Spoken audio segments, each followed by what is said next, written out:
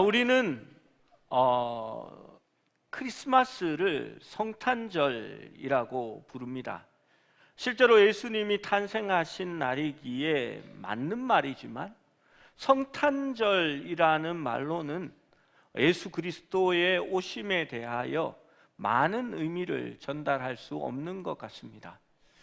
그래서 차라리 예수님 오신 날 하면 그것이 더 좋겠는데 생각해 보지만 부처님 오신 날이 이미 자리를 잡고 있어서 그것을 따라하는 것 같아서 자존심이 상합니다.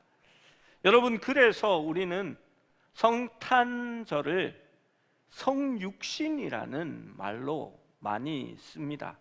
영어로 incarnation이라는 단어를 쓰지요. 성육신은 단순한 생일 그 이상을 의미합니다. 여러분, 하나님이 인간이 되신 날이기 때문입니다. 성육신은 아마도 가장 놀라운 기적이자 은혜입니다. 무한하신 하나님께서 유한한 인간의 형체를 취하시고 창조주께서 자신의 피조물 안으로 들어오셨기 때문입니다. 우리가 진정으로 알고 고백할 수는 있지만 우리가 절대 완전히 이해할 수는 없는 그러한 놀라운 신비이자 경이로움이고 무궁무진한 사랑의 깊이가 거기에 포함되어 있기 때문입니다. 여러분, 요한복음은 복된 소식을 전하기 위해 제일 처음에 태초에 말씀이 계시니라 라고 기록합니다. 우리가 주일날 마가복음을 보는데요, 마가복음은 눈에 보이는 대로 마치 신문의 기자처럼 기사를 쓰듯이 사건들을 이렇게 나열해서 적어갑니다. 마가복음은 거기에 대한 자세한 설명을 붙이지 않습니다. 또 설명하려고 노력하지도 않습니다. 그런데 요한복음은 굉장히 철학적이고 신비한 내용들을 기록합니다. 그는 보이는 것이 아니라 실존적인 문제에 관하여 기록을 하고 있습니다. 그래서 그는 태초에 말씀이 계셨으니 라는 문장으로 시작하고 있습니다. 유대인이거나 요한복음을 처음 받았던 성도이거나 현 시대를 믿음으로 살아가는 우리들은 태초에라는 말씀이 이끄는 다른 말씀을 알고 있습니다. 여러분, 무슨 말씀이 생각납니까? 창세기 1장 1절 말씀이 떠오릅니다. 태초에 하나님이 천지를 창조하시니라. 여러분, 창세기 1장 1절과 요한복음 1장 1절 그리고 히브리서 1장 1절이 똑같은 내용을 적고 있다는 걸 여러분 아십니까? 천지 창조에 관한 말씀을 기록하고 있기 때문입니다. 그래서 요한복음의 이 사실에 대하여 3절에는 다시 한번 이렇게 기록합니다. 1장 3절 말씀에 만물이 그로 말미암아 지은 바 되었으니 지은 것이 하나도 그가 없이는 된 것이 없느니라. 태초에 계셨던 말씀 예수 그리스도가 성자 하나님이시며 삼위일체의 하나님께서 태초에 천지를 창조하셨다라고 창세기는 기록합니다. 삼위일체라는 그 신학적 난제 때문에, 왜 난제라고 얘기하냐 하면 하나님의 존재 방식을 우리가 이해할 수 없기 때문입니다. 세상에 그렇게 존재하는 사람이나 혹은 물질이 있지 않기 때문에 삼위일체는 우리가 어렴풋이 말씀을 통하여 이해하지만 그러나 제대로 알지는 못하는 신비와 같습니다. 예수님께서도 천지를 창조하셨습니다. 그래서 창세기 1장 1절은 엘로힘이라고 적는데, 엘로힘은 복수 형태를 가지고 있는 단어입니다. 그래서 굳이 번역을 하면 태초에 하나님들이 천지를 창조하셨다라고 말하는 겁니다. 아니, 신이 많았냐? 범신론이냐? 아니요. 성경은 유일하신 한 하나님을 이야기합니다. 그런데 그 한 하나님이 삼위로 존재하신다라는 것을 이야기합니다. 창조의 사역은 성부와 성자와 성령의 사역이었고, 그것을 요한복음은 만물이 그로 말미암아 지은 바 되었는데 지은 것이 하나도 그가 없이는 된 것이 없다라고 표현하고 있는 겁니다. 여러분, 태초에 성자 하나님이 천지를 창조하셨다 라고 하지 않고 이 말씀이 계셨다라고 얘기하고, 그 말씀으로 말미암아 천지가 창조되었다라고 이야기합니다.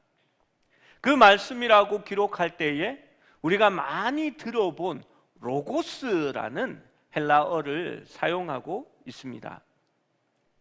여러분, 사실 이 말씀은 하나님 자체가 아니라 하나님의 나타내심을 일컫는 단어입니다. 하나님은 영이시고 보이지 않으시며 우리가 깨달을 수 없는 분입니다.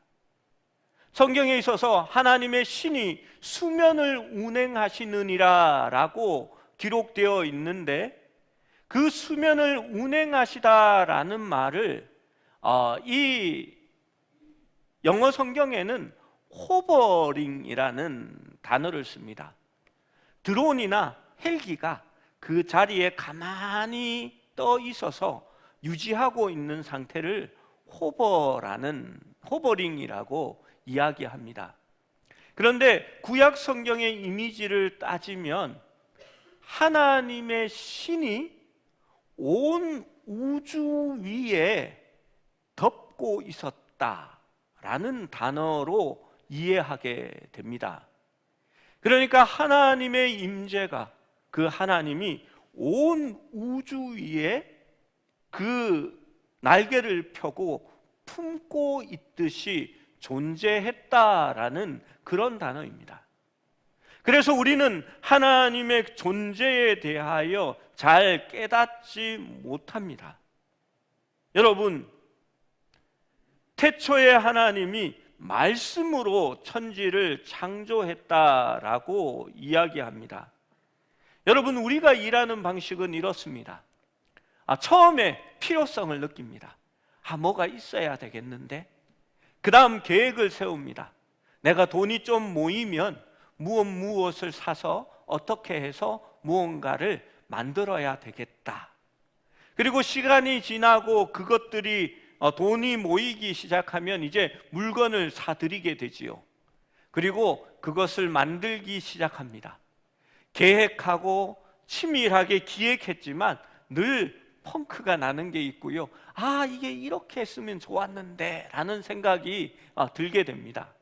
그리고 일을 진행해 갑니다.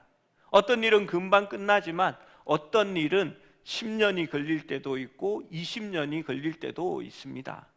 그리고 이루지 못하는 일도 생겨납니다.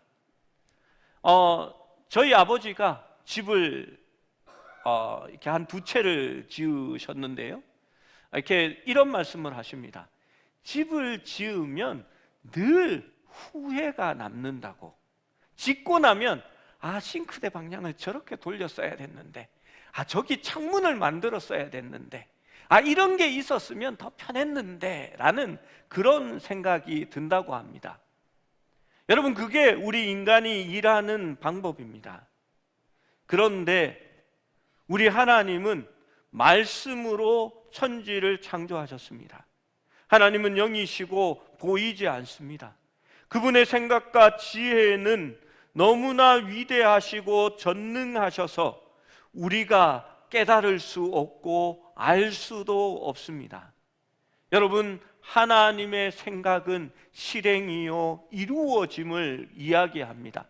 하나님은 먼저 계획하지 않으십니다. 그분은 영원한 현재 가운데 거하시기 때문에 그분의 과거는 현재요, 우리의 현재도 현재요, 미래도 하나님은 현재에 속하시는 분입니다.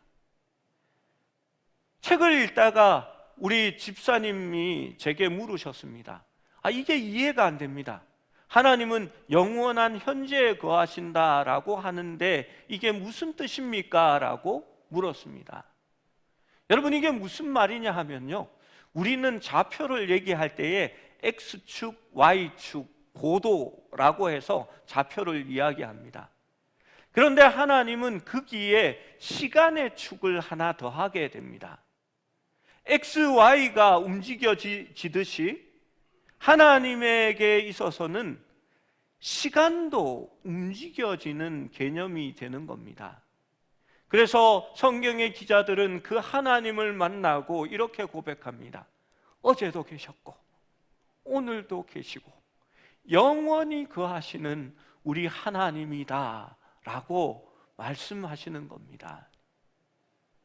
여러분, 그 하나님의 계획은 무궁하며 끝이 없습니다. 그분이 생각하신 것은 반드시 이루어집니다. 여러분, 그래서 마리아가 고백할 때에도 또 성경의 많은 일들 가운데서 여호와의 열심히 그것을 이루리라 라고 말하는 것을 보게 됩니다. 그분의 영광은 너무나 빛이 나서 죄인인 우리가 볼 수가 없으며 하나님은 온 우주에 충만하시며 그의 임재는 온 땅에 가득하고 영원에서 영원까지 이어지게 되는 것입니다. 여러분, 그런데 우리가 그 하나님을 알 수도 없고 느낄 수도 없고 깨달을 수도 없는, 우리는 너무나 차원이 다른 존재입니다. 그리고 불행하게도 우리는 죄로 오염되어서 더더욱 하나님을 느낄 수 없었습니다. 그런데 하나님께서 가끔씩 자신을 나타내 보입니다. 그것이 바로 말씀입니다. 태초에 말씀이 계시니라 라는 그 말은 하나님의 존재를 의미하는 말이 아닙니다. 우리 인간이 하나님을 느끼게 되는 순간이며 방식입니다. 여러분, 하나님께서 말씀으로 천지를 창조하셨다라고 할 때에 하나님이 정말 입으로, 우리 중에도 입으로 일을 다 하는 사람들이 있습니다. 저도 입으로는 잘합니다. 그런데 하나님이 입으로 천지를 창조한 게 아닙니다. 하나님은 이미 계획하셨고 작정하셨으면 하나님의 일은 이미 이루어져 있는 것입니다. 그 시간과 계획 가운데 정확하게 하나님의 뜻대로 세워집니다. 그런데 그것이 하나님의 놀라운 일임을 깨닫는 순간은 하나님께서 빛이 있으라 하실 때에 우리는 비로소 하나님이 일하셨구나라고 알게 되는 것입니다. 그래서 하나님은 말씀이라고 고백하는 것입니다. 여러분, 이걸 철학적인 용어로 하나님의 존재론적 의미로 그렇게 설명하면 이제부터 설교가 안 들리고 잠이 오기 시작합니다. 여러분, 저는 요한이 이 말씀을 성령의 감동으로 우리에게 주셨을 때에 너희가 칸트를 알고 데카르트를 알고 철학 개론 정도는 상식으로 깔고 있어야 요한복음 정도를 이해할 수 있을 것이다, 그렇게 주지 않았다라고 생각합니다.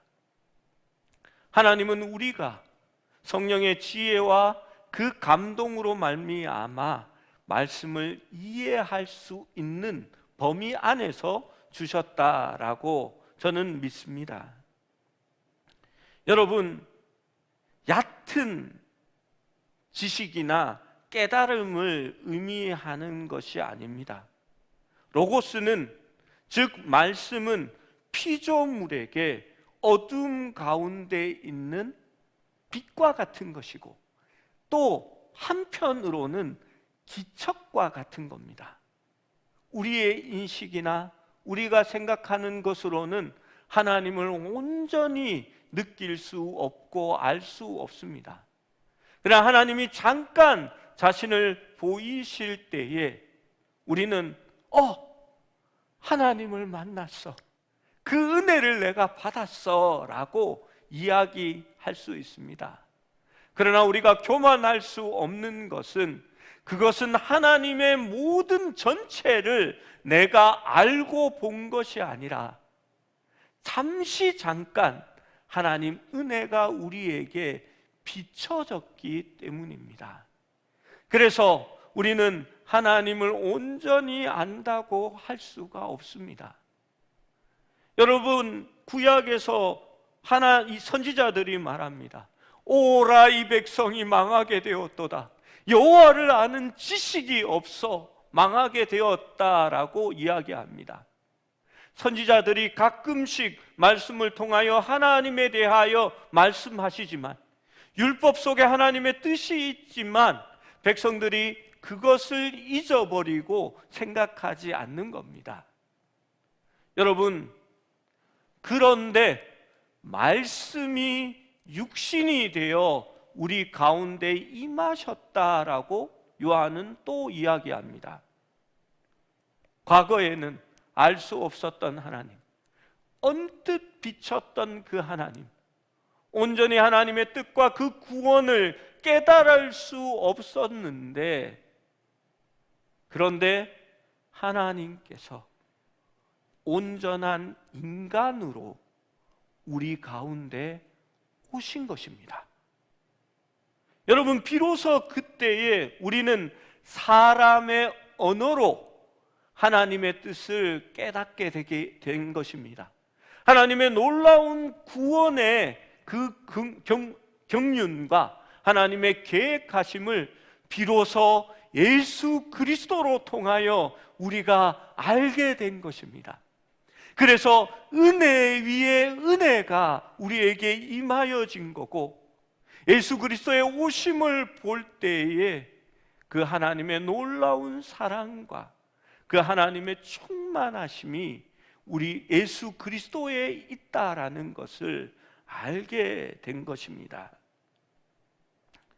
여러분, 왜 성령님께서 요한을 감동시켜서 예수님을 말씀, 로고스라는 호칭으로 시작하게 하셨을까요?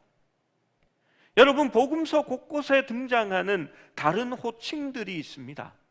하나님의 아들, 인자, 그리스도, 영원한 대제사장, 메시아와 같은 호칭들이 있고요, 또 그 호칭들 외에 희년이나 도피성이나 이러한 모든 단어들이 예수 그리스도를 나타내고 있는 단어입니다. 그런데 요한은 그 수많은 단어들을 피하고 태초에 말씀이 계셨다라고 이야기합니다. 여러분, 이 말씀은 피조물의 인식에 종속되지 않는 하나님으로서 그 하나님의 존재 자체를 이야기하는 것입니다. 그분은 계시자 그 자체로서 존재하는 분이십니다. 그래서 우리가 인식하는 작은 하나님, 내가 알고 있는 그 일부분의 하나님이 아니라 온 우주에 편재하시고 전지전능하시며 온 우주를 창조하신 그 하나님을 말하기 원했던 겁니다. 여러분, 왕, 제사장, 또 이러한 단어들은 인간의 문화와 인간 속에 있는 그러한 내용들을 비유하여서 하나님이 누구이신지를 말하고 있는 겁니다. 여러분, 하나님이 얼마나 크신 분인데 우리가 사용하고 있는 개념 하나에 그 하나님을 담을 수 있을까요? 저는 학부 때 미생물학을 전공했습니다. 그리고 잠시 실험실에 일하면서 이렇게 그때 참 유행했던 다큐멘터리, 된장이 암을 예방한다라고 할 때에 제가 그 기퉁이에 이렇게 흰 가운 실험복을 입고 이렇게 하는 것이 다큐멘터리에 나오기도 했습니다. 여러분, 성도들이 가끔 저한테 그런 얘기를 합니다. 목사님, 창조론에 대하여 목사님이 누구보다도 잘 설명할 수 있을 건데 왜 그걸 우리 교회에서 목사님 하지 않으세요? 라고 말합니다. 여러분, 과학, 경험적인 그 가정에서 결론을 얻는 그 과학이라는 틀 안에 하나님을 담을 수도 없고 설명할 수 없기 때문입니다. 하나님의 창조는 그 과학을 벗어납니다. 인간의 증명으로는 증명되지 않는 많은 것들이 거기에 존재합니다. 쉽게 그냥 너희들이 말하는 진화가 틀렸다라는 것은 과학으로 증명할 수 있습니다. 그러나 하나님의 창조는 과학으로 증명되지 않기 때문입니다.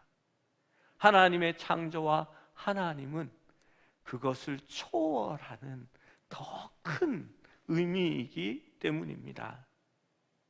여러분, 구약에서도 하나님은 말씀으로 이스라엘 백성에게 나타납니다. 선지자에게 말씀이 임합니다. 그래서 마치 사람들이 하나님의 말씀을 깨닫게 되고 그 말씀이 하나님이 인격적으로 다가오는 것처럼 느껴지게 되는 것입니다. 그래서 말씀은 계시와도 관련되어 있습니다. 여러분, 계시가 무엇일까요? 하나님이 자신을 드러내는 것을 계시라고 말합니다. 여호와의 말씀이 선지자에게 이르시되 또는 여호와께서 그들에게 말씀을 보내셨도다. 또 선지자들에게 하나님의 말씀이 임하였다라고 말씀합니다. 여러분, 이 요한의 고백이 히브리서 1장 1절 2절에도 똑같이 적혀 있는 것을 보게 됩니다. 함께 읽어보겠습니다. 시작.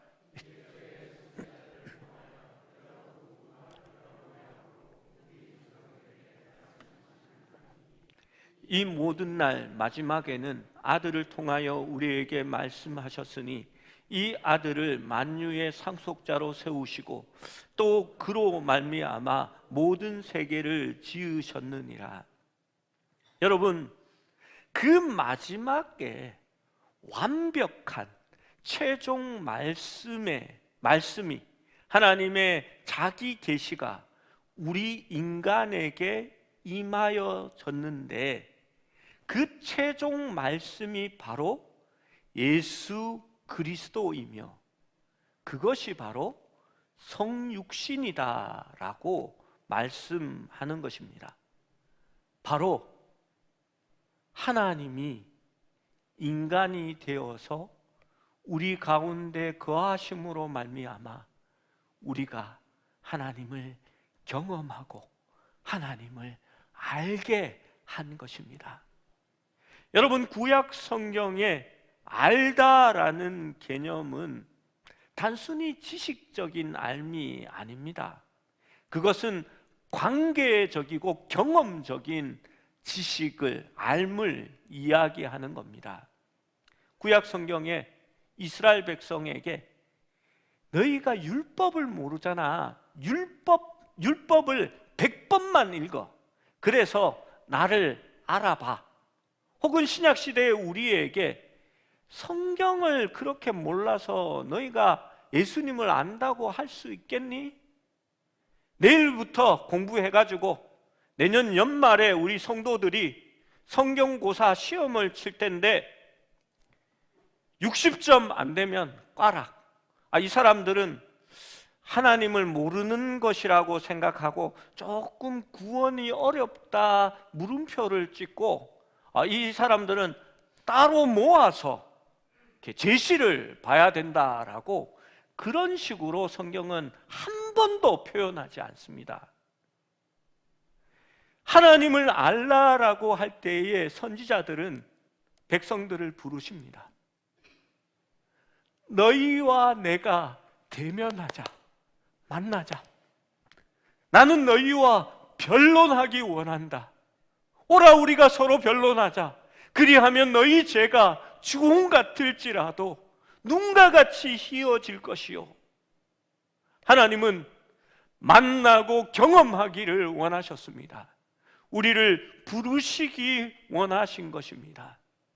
여호와를 아는 지식은 하나님을 깨닫고 하나님과 관계를 맺고 우리는 하나님의 자녀가 되고 하나님의 백성이 되어지고 하나님이 우리 하나님이 되어질 때에 그것이 바로 여호와 하나님을 아는 것이 되는 것입니다. 이사야 선지자는 말합니다. 물이 바다를 덮음같이 여호와를 아는 지식이 온 세상에 가득해질 것이다. 여러분, 그 일이 예수 그리스도의 성육신을 통하여 우리 가운데 이루어진 것입니다. 하나님에 대하여 알지 못했고 깨닫지 못했고 하나님을 찾을 수도 없고 만날 수도 없던 우리에게 하나님이 직접 인간이 되셔서 우리에게 오신 것입니다.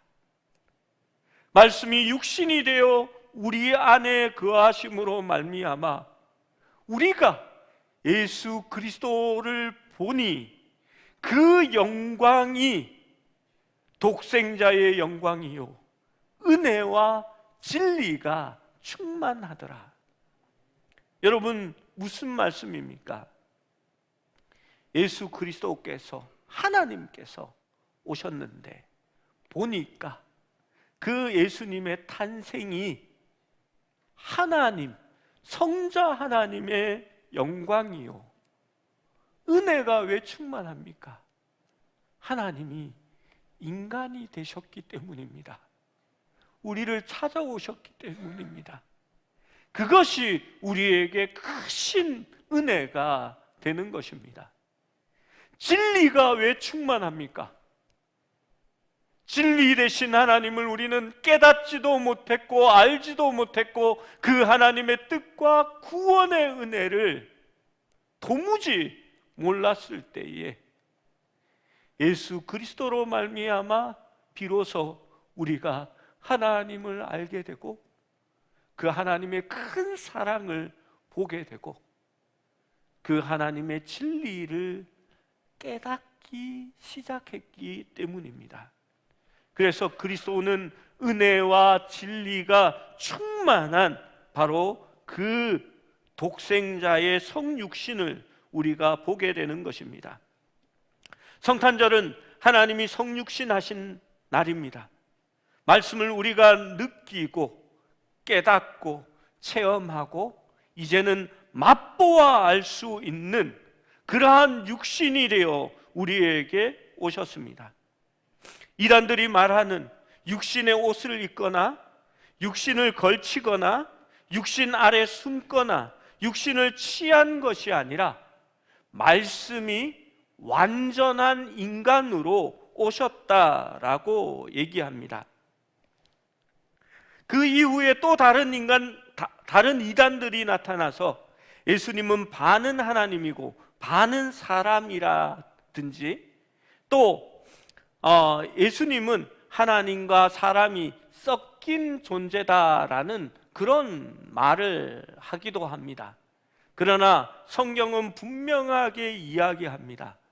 예수님은 참 하나님이시며 또 참 사람이시다라고 이야기합니다.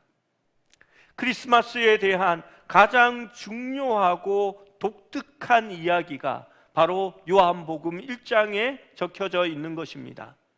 요한복음은 베들레헴도 등장하지 않습니다. 마리아에 대한 이야기나 요셉도 또 예수님이 묵었던 마구간도 목자도 천사도 그 어떤 것도 언급하지 않으면서 크리스마스의 이야기를 들려줍니다. 그러나 그것이 진짜 크리스마스의 진정한 의미가 된다라는 것을 우리는 알게 되는 것입니다. 요한은 말씀이 육신이 되었을 때 우리가 하나님을 보았다라고 말합니다. 은혜와 진리로 충만하였고 부분적인 것이 아니라 온전하고 완벽한 하나님을 알게 되었다라고 이야기합니다. 그분이 육신이 되었을 때 우리가 그분의 본질적인 영광을 보았을 때 우리는 하나님을 보게 된 것입니다.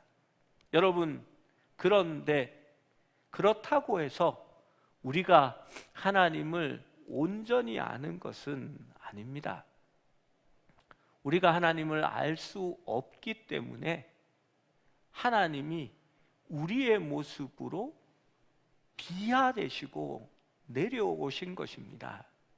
여러분, 그래서 여호와를 아는 것이, 여호와를 경외하는 것이 지식의 근본이 되는 것입니다.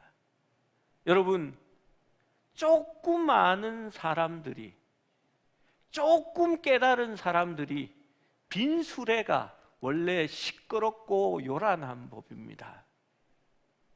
제가 최홍석 교수님을 참 존경하는데요, 이분은 하나님에 대해서 얘기할 때마다 갑자기 자세가 바뀝니다. 그게 온몸에 습관적으로 배어 있습니다. 그분은 늘 하나님에 대하여 수식어를 붙입니다.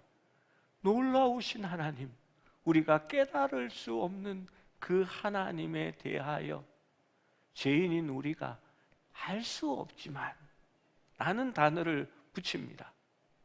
얼마나 공부를 열심히 하신 석학인데 그는 늘 하나님에 대해서 나는 잘 모르고 깨닫지 못하고 경험하지 못했다라고 이야기합니다. 여러분, 어느 누구도 하나님에 대해서 온전히 알지는 못합니다. 그러나 우리가 하나님을 알게 되는 것은 그분이 육신을 입어 우리 가운데 오셨기 때문입니다. 퍼펙트한 완전한 말씀이 바로 임마누엘, 우리에게 오신 하나님으로 말미암아 우리가 구원을 얻게 된 것입니다. 칼슨 목사님이 그의 일화를 이렇게 적은 글을 읽었습니다. 어느 추운 겨울 한방눈이 몹시 내리는 성탄절이었습니다. 일주일 동안 눈이 내려서 온 세상이 하얗게 변해 있었습니다. 그런데 신앙심 깊은 남편을 따라 성탄 예배를 드리고 집으로 돌아가면서 그 아내는 계속해서 의심을 토해냈습니다. 어떻게 하나님이 인간으로 오실 수 있지? 나는 믿으려고 해도 믿어지지 않아요. 남편은 의심하는 아내에게 계속해서 설명했지만 소용이 없었습니다. 그런데 집 문 앞에 이르러 한 광경이 시야에 들어왔습니다. 참새들이 일주일 동안 눈 때문에 먹을 것을 먹지 못해서 모든 것이 눈에 덮여버리니까 이제 집 앞까지 찾아와서 비틀비틀대며 어떤 참새는 옆으로 들어 누워서 있는 것을 보게 됩니다. 그래서 남편이 얼른 집으로 들어가 씨앗들을 가지고 와서 새들에게 던져 주었습니다. 그런데 새들이 아랑곳하지 않고 푸드득 하더니 누워있던 새들도 몸을 억지로 일으켜서 그냥 날아가 버리는 겁니다. 남편은 실망하면서 이렇게 얘기했습니다. 야, 이 참새들아, 내가 너희를 해하려고 하는 것이 아니야. 이거 먹지 않으면 너희가 굶어서 얼어서 죽는다고. 새들이 사람의 말을 알아들을 수가 있나? 내가 새가 될 수도 없고 라고 그렇게 이야기했답니다. 그때 아내의 머릿속에 내가 새가 될 수도 없고 라는 말 속에 아내의 머리에 무언가가 번쩍 스치고 지나갔습니다. 여러분, 하나님의 말씀, 그 로고스를 우리가 깨달을 수 없었기 때문에 하나님이 인간으로 오신 것입니다. 여러분, 그 아내는 고개를 떨구고 집 안으로 들어가 기도했습니다. 말씀이 육신이 되어 우리 가운데 거하심에 우리가 그의 영광을 보니 독생자의 영광이요 은혜와 진리가 충만하더라. 우리가 가냘픈 발과 조그만한 부리와 깃털에 덮여 있는 배고픈 작은 새가 된다고 생각하는 사람은 없습니다. 우리가 가진 모든 것과 지식과 또 우리가 가진 모든 능력을 버리고 새들을 살리기 위해서 내가 새가 되겠다라고 자원하는 사람도 없을 것입니다. 그런데 우주를 가득 채우고 계신 하나님의 존재가 단세포 태아가 되어서 마리아의 자궁 속에 들어가셨습니다. 사실 그것은 참새가 되는 것과는 비교할 수 없는 일이었습니다. 하나님은 그렇게 인간의 모습으로, 인간으로 이 땅에 오셔서 유대 땅 베들레헴의 가난한 농가의 구유에서 탄생하셔서 그 첫날을 보내셨습니다. 왜 그러셨을까요? 하나님은 세상을, 이 사람들을 이처럼 사랑하사 독생자를 주신 것입니다. 그리고 이를 믿는 자마다 영생을 얻게 하시려고 하나님께서 예수 그리스도를 우리에게 보내주신 것입니다. 하나님은 사랑하는 사람들과 함께 있으려고 했습니다. 하나님의 진리와 은혜를 보여주기를 원했습니다. 그것은 어디에도 견줄 수 없고 전혀 생소하며 유일무이한 사건이셨습니다. 별들의 통치자이신 창조주가 한 여인의 가슴에서 보살핌을 받습니다. 생명의 떡이 배고픔을 느끼게 되었습니다. 영원히 솟아나는 샘물이 갈증을 느끼게 됩니다. 영원한 진리가 거짓 증인들에게 고소당하고 영원한 평화가 채찍에 맞고 우주의 기반이 저주의 나무 위에 매달리게 됩니다.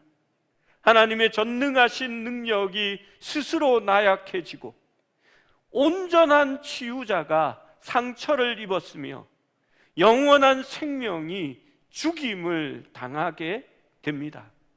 온 우주의 성운들을 바라보던 그분의 눈이 마리아와 요셉과 목동들의 눈에 비춰지고 주님은 임마누엘의 하나님으로 우리 가운데 들어오신 것입니다. 성탄은 바로 주님이 성육신하신 날입니다. 그래서 우리가 주님을 성탄절에 바라볼 때에, 아기 예수를 생각할 때에 은혜와 진리를 느끼게 되고, 누구보다도 기뻐하며 감격해야 할 의무와 당연한 사실이 거기에 있는 것입니다. 왜냐하면 구원받을 수 없었던 우리가, 하나님을 알 수도 없었던 우리가, 하나님을 깨닫지도 못했던 우리가 구원을 받은 것이 바로 성육신하신 말씀 때문입니다. 여러분, 성탄절이 다가오고 있습니다. 이제 며칠 남지 않았는데 우리 그 성탄을 마음으로 잘 준비하기를 원합니다. 누구보다도 기쁜 마음으로 즐거워하고 또 하나님을 찬양하는 그러한 한 주간이 될 수 있기를 축원합니다.